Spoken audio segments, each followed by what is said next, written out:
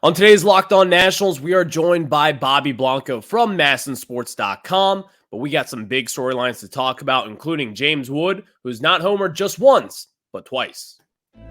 You are Locked On Nationals, your daily Washington Nationals podcast, part of the Locked On Podcast Network, your team every day.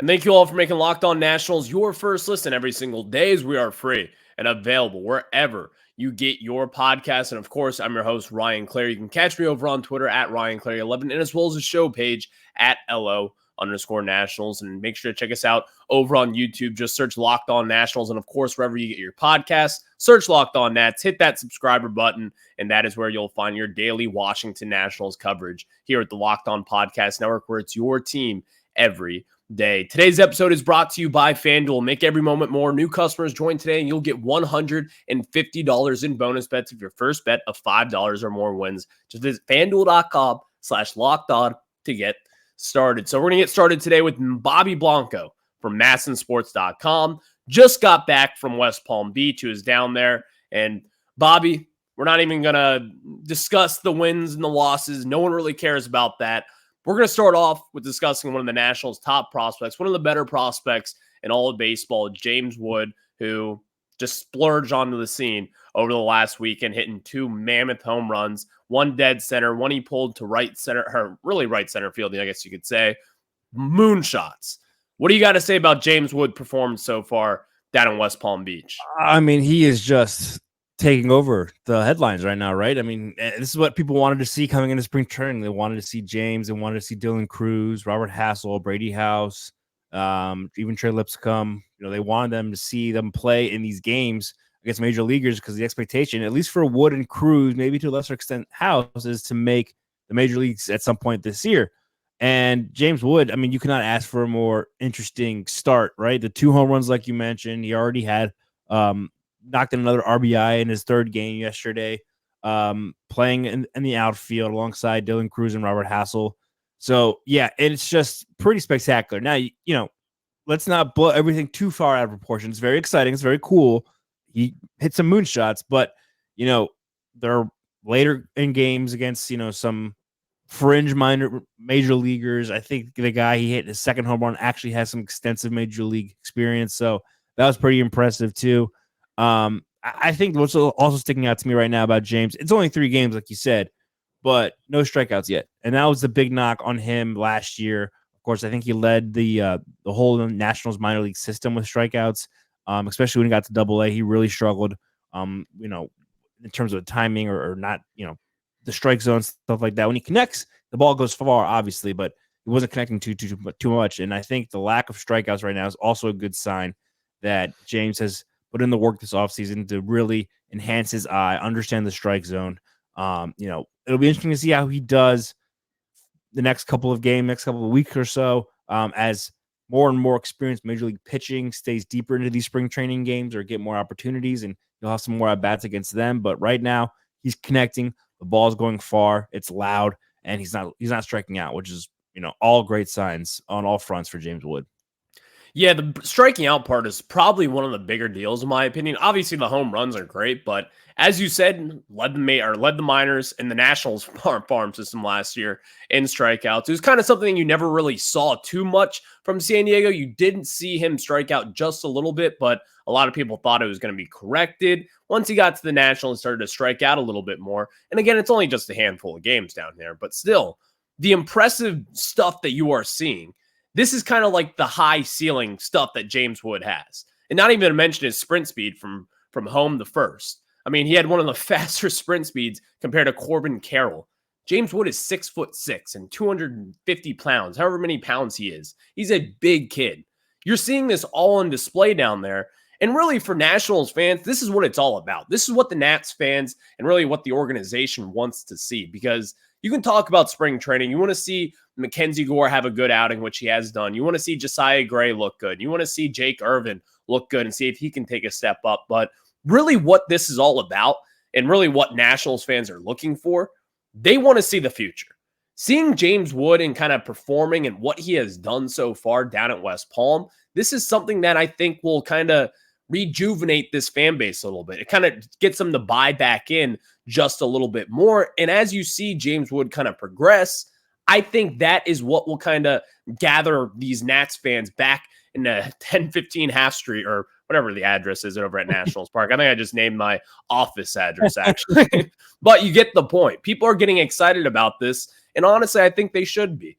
But over at this period of time, Bobby, I'm looking at it from this perspective. James Wood, with the power and everything kind of on display at this point, do you think that it's kind of crazy to think that he could maybe start off the year in AAA, depending on how he looks down at spring training? What are you kind of thinking when it comes to James Wood as far as where he could start his career or his season down in the minors? Yeah, no, I mean, I don't think that's crazy at all. I thought you were about to ask if he can make the major league roster, and I think that's not too far out of the question with the way he's starting. I think we'll see him maybe not come back down to earth is not the right way to phrase it, but you know what I mean? Kind of regress a little bit. Again, as they play more games, as opposing major league pitchers start throwing more innings as we get deeper into spring training, he'll have an adjustment to make, and we'll see, oh yeah, this guy's still 21. He only played above AA last year, so he's got ways to go. I would guess that he starts at AA just as that's where he ended the season. But if he has a really strong spring, why? I mean, there's nothing stopping him from starting on AAA. I think it all depends how he performs over the next week or so. You know, the way he's playing right now, obviously only 3 games. He's actually playing today again in their spring training game against the Astros, and I just saw the lineup. He's batting third and playing left field. So I think if he continues, has a strong spring, you know, we're expecting these guys to be in major league camp probably for like the first month. So like, you know, spring training started on Valentine's Day. So looking at like mid-March is probably when we'll start seeing cuts or early March, mid-March. And then because, you know, you got to get your regular major leaguers more innings, more at-bats, stuff like that. They're going to play more and more in these games. But if he is still around, I think that's telling that, all right, they're looking at him and either make the roster or, you know, he's going to be ready enough to start the year at AAA. I mean, looking at Rochester's roster from last year, like there's no really outfielder, like standout outfielder there that, you know, will block him, you know, if that means that makes any sense. So, yeah, it just depends. They've always said all along, Rizzo, David Martinez, all the coaches, these kids will let them know when they're ready. And if by the way they play, and if James continues to perform the way he has over these first 3 games in spring training, I think starting at AAA is a very good chance. And you know, maybe in a month we're talking about him possibly making the opening day roster, which would be crazy. It would be very exciting to say the least. I mean, James Wood is an exciting prospect. This is someone who could be a star someday up in the big leagues. As we've seen, the power is on display. The speed is on display. He's a solid fielder. There's a lot of things to like about James Wood, but as you kind of mentioned there, or we were talking about this a little bit earlier, James Wood just has like a different sound in his bat. Yeah. You know? He's when you hear the home run, and we were on Grant and Danny talking about this yesterday. I mean, the home run, just simply the sound of the bat is different. You can look about with Dylan Cruz even. Dylan Cruz is a great prospect, probably the better prospect overall than James Wood. This guy could be a superstar someday.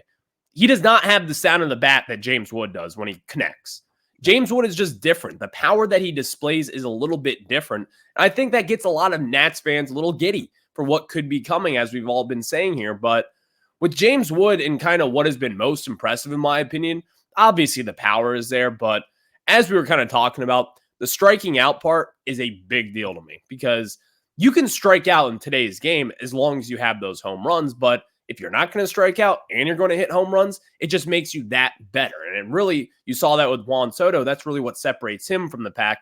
I'm not saying James Wood is going to be Juan Soto. That's Juan Soto is one of the better hitters that we've seen at this point in his career. So going forward, though, I don't know how fans can't be excited about James Wood. That was the main storyline from this weekend, Bobby. And I think we're going to get a lot more James Wood coverage as the weeks go on here down in spring training. I think if he continues to hit like this, as you said, people could be starting to rumble about maybe he is ready for opening day roster. As you saw last year with Jordan Walker with the St. Louis Cardinals, he had a hot spring training, and they were like, this kid's ready.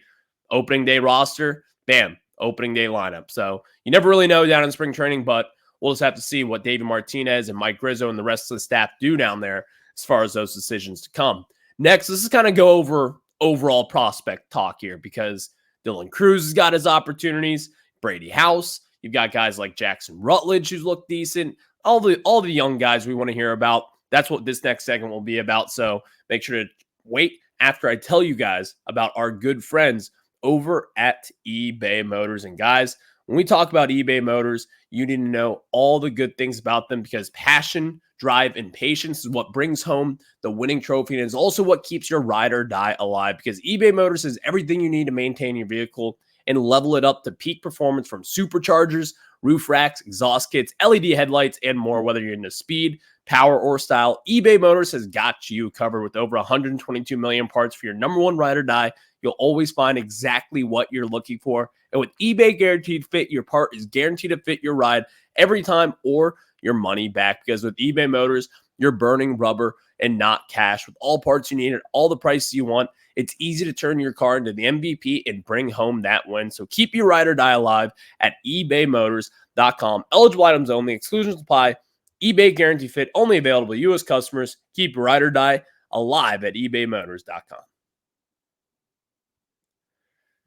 Now we get back into it with Bobby Blanco from MASNsports.com. Check out his work there. You can catch him over on Twitter at Bobby_Blanco. So Bobby, let's kind of get into the other prospects here. And this is someone who has kind of been the forgotten name in a lot of sorts, but Robert Hassell.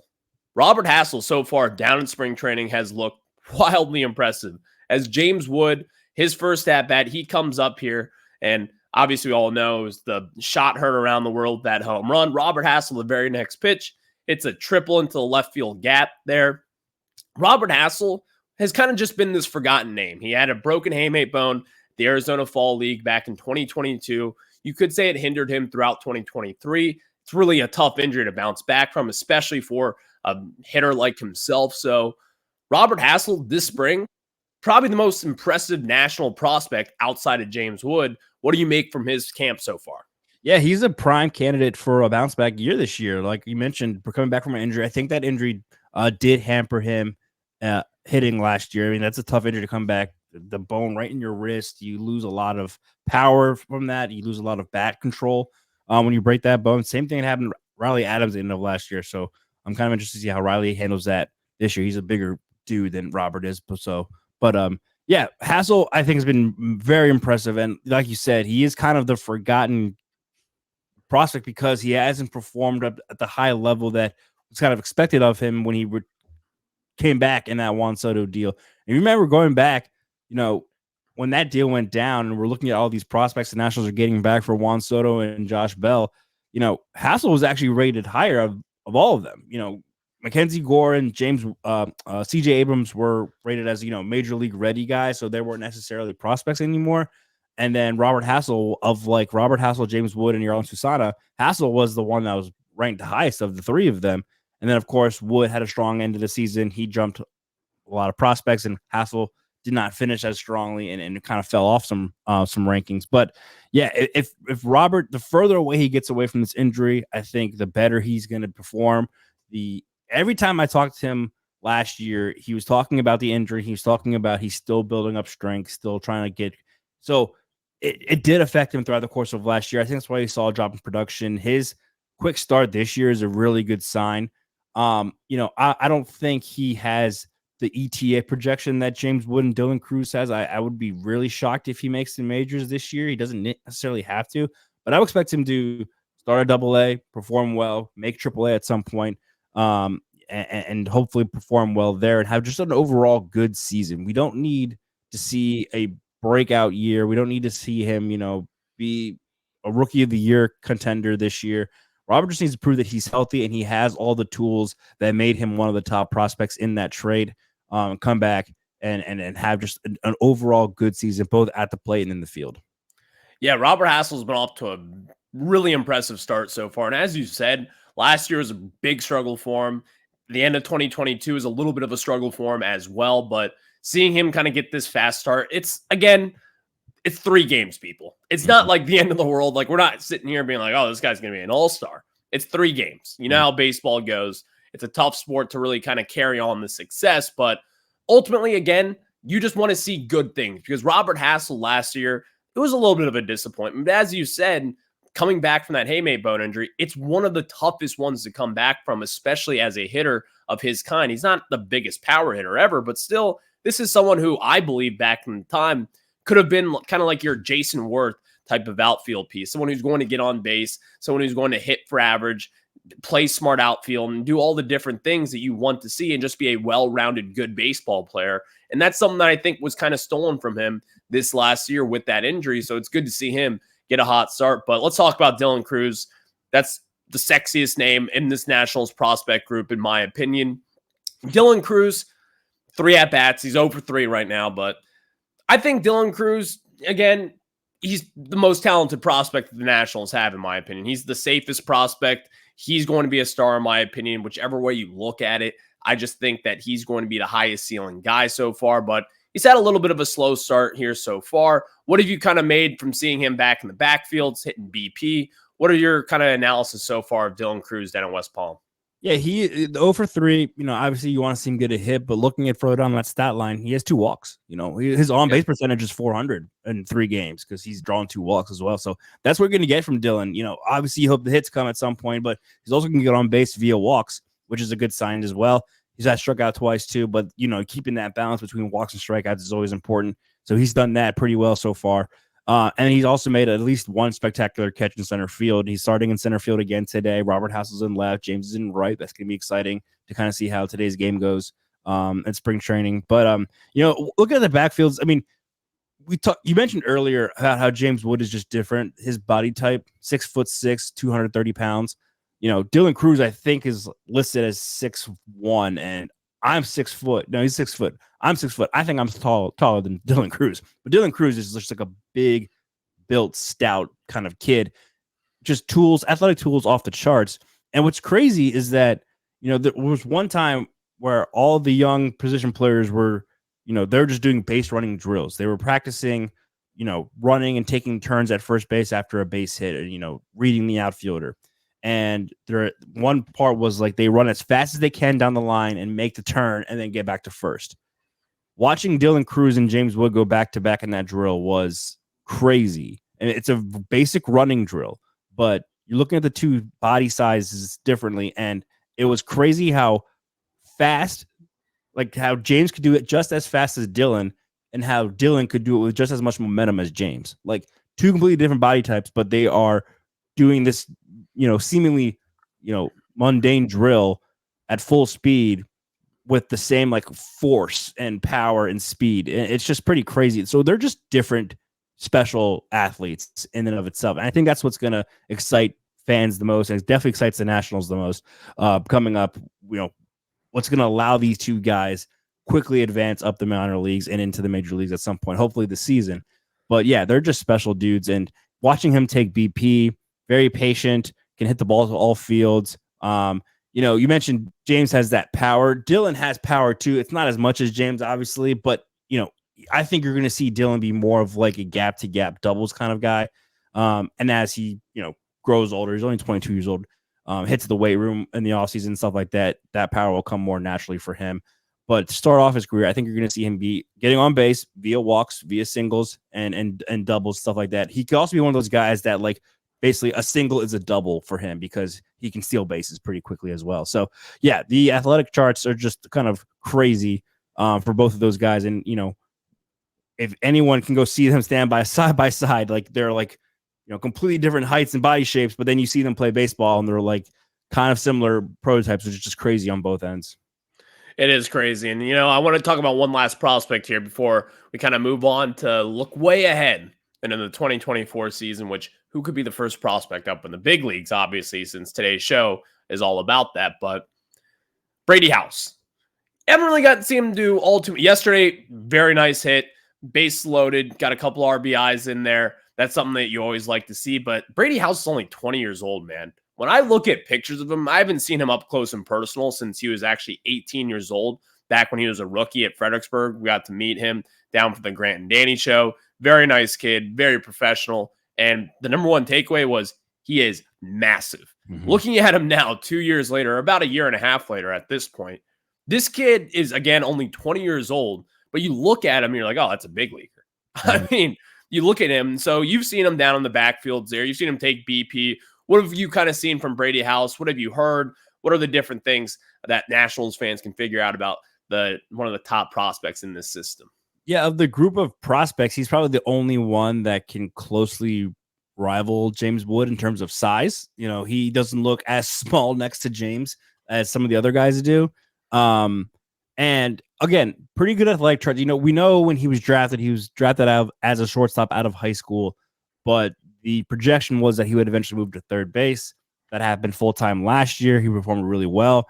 I think just seeing someone, and that's just kind of like the way that these positions have grown over the course of recent years, right? Like third baseman and shortstop. Well, third baseman has always been like a big dude, but shortstops now are like big guys, can be big guys as long as they're really athletic. And Brady kind of fits that profile. I still, you know, it's very clear that he should be a third baseman moving forward, but he's still quick on his feet. He's got quick glove. He's got quick hand. So, you know, he has all those necessary tools to play over at the hot corner, which is impressive to see for someone his size and someone who just made that switch a year ago. So that's, I think Brady's bat, now at times last year, Brady's bat was probably the most consistent out of anybody of all these top prospects at AA Harrisburg. So I'm more interested in watching him defensively, how he adjusts playing third, and playing third at a high level. The more he advances playing, you know, in Major League spring training games as well. And I think it's telling because yesterday, Nick Senzel scratched from the lineup because he's sick. Nationals sent him home. Who do they put at third base? Brady House, not Carter Kieboom. I think that's pretty telling too, that they obviously think very highly of Brady. They're giving him opportunity to play in these major league games now.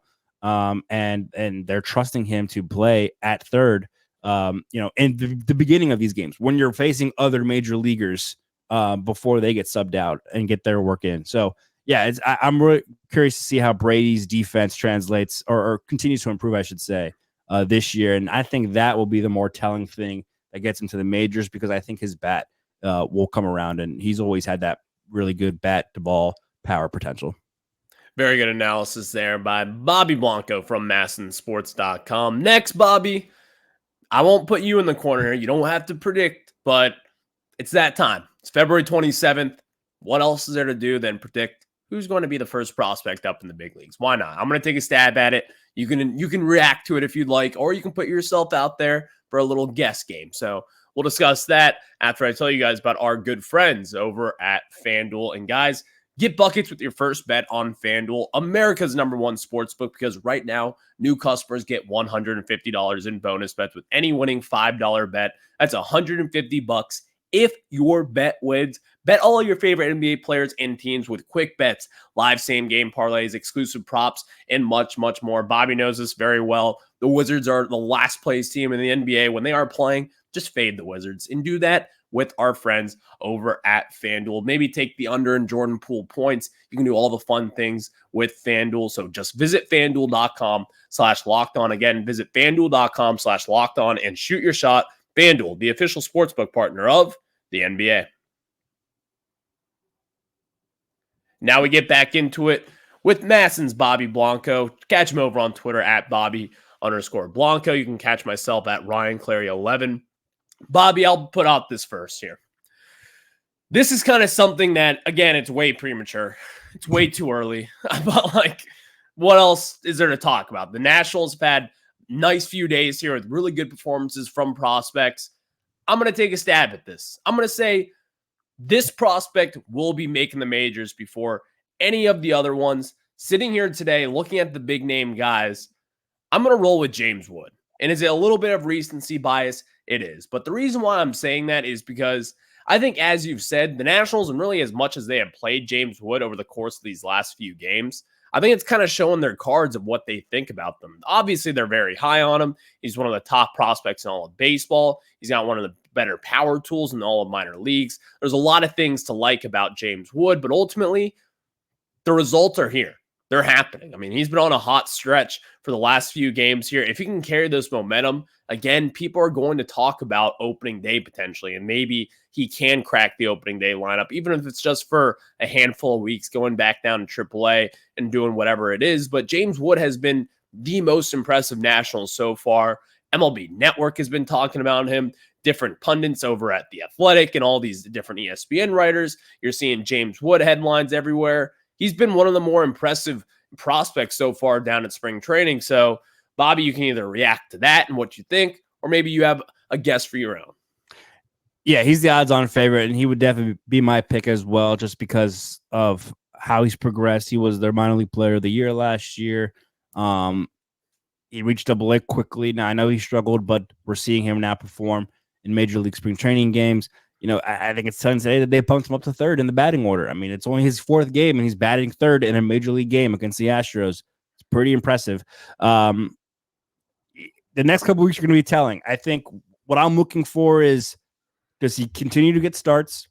Does he continue to play deeper into games? I mean, that's how like these spring training games work, right? Like your regulars don't play every day to start off. It's a lot of minor league games. That's why some of these games go on forever. Because it's so many substitutions and you're getting a lot of minor league on minor league play. Does he continue to start? Does he continue to play deeper into games? And, you know, once that second round of cuts come in the next couple of weeks, is he still in that locker room, or does he get moved over to the minor league side? If he's performing the way he is, it's hard to make an argument to push him over to the minor league side, right? Because I've always said there's no one in the Nationals outfield right now, maybe other than Lane Thomas, who should be blocking him or Dylan Cruz or James or Robert Hassell III for that matter. These are your future guys. These are your top prospects. Teams are incentivized to bring up top prospects earlier nowadays. So, you know, if James continues to perform at this level, I don't see a reason to send him down until you absolutely have to make that call about an opening day roster. And maybe you just decide, hey, let's get him a couple games under his belt at AAA. And then if he continues to perform well, we know he's ready. But yeah, like the likes of Jacob Young, Victor Robles, Alex Call, Stone Garrett, who's coming back from an injury, Jesse Winker, if he makes the team, you know, none of those guys should be blocking James Wood, Dylan Cruz, Robert Hassell III once they're ready. So I think James is the odds-on favorite to get called up. The way he's performing, it's definitely recency bias, but what else can you do when the guy's hitting 2 home runs and driving in runs? He's leading the team in RBIs in his first 3 games and now batting third. So I think it's an easy call that it's going to be Wood if everything goes according to plan. You heard it from Bobby Blanco. Line up over at the Nationals clubhouse there and buy our James Wood jersey because he's going to be starting on opening day. I didn't say it. Bobby did. No, I'm kidding. But, all right, you got me something that I do. Last little opinion here, Bobby. Thoughts on Major League Baseball jerseys? You've seen them up close and personal. What do you think? Have you seen any see-through pant situations at this point? Have you seen anything crazy down there? Man, I'm with everybody. I think they're terrible. It's not as much of a concern or issue in the Nationals clubhouse. I feel like other teams have been more vocal about how bad they look. The guys are like, yeah, like whatever. Like, but they just look bad. Like, I hate that when you do a side by side of the new ones versus the ones last year, you can just see how different they are and how bad they look. They look like knockoffs. They look like, you know, cheap ones that you get overseas, Exactly. that come with like a backwards like Nike swoosh or whatever, you know. So like, I also think it's really awkward. You know, you see guys with like really long names, and like it still looks like it's squished. Yeah, and like the lettering's already smaller. How does it look squished still? And then like you see guys with short names like Alou, like Jake Alou, and it's like, you know, 3 little letters up there, like you can barely read it. It's just like, I don't know, they're bad. Now the see-through pants, I will say, at least for the Nationals, not as much of an issue. You can, like, I think one day I was there in practice, they wore white pants and blue jerseys, which you would think would come through the see-through, but you can't really tell unless you're like really looking for it. So that hasn't been an issue in that's camp so far, but the jerseys, just the lettering, the stitching, everything, I think personally it looks really bad, like, because they were fine last year. I mean, I think the fact that we're talking about them means they're bad, right? Like, Exactly. we shouldn't be talking about jerseys, but we are, because that's how bad they are. It's like, I'm a believer in don't fix something that's not broken. Right. The jerseys were not broken, in my opinion. I guess some players were complaining about the comfort of some of them at times, but they've changed the whole design of it. It looks brutal, in my opinion. So it just feels like a JV product at this point. Hopefully they can fix that and move on. But Bobby, always appreciate your time, man. And everyone can catch your work over at MASN Sports. What you guys got going up over the next few weeks down at spring training? Yeah, I'm heading down Thursday. I'm heading back down. I'll be covering for Mark Zuckerman for 10 days or like 11-ish days. So, on Twitter and on the website, I'll have all the game coverage, all the news stories, and some exclusive one-on-ones with some of your probably mostly prospects. I'm definitely the prospects guy, so I'll be talking to a lot of them, but also your everyday major leaguers will have a lot of coverage throughout the course of next week on the website. Perfect. Catch Bobby Blanco over on Twitter at Bobby_Blanco. And of course, watch his stuff with MASN Sports and read his articles as well. Always appreciate your time, Bobby. You have a good one, man. Yeah, thanks, man. Looking forward to seeing you in West Palm. We'll be there on Saturday. So I'll catch everybody on the flip side. Have a good one. Enjoy the rest of your day.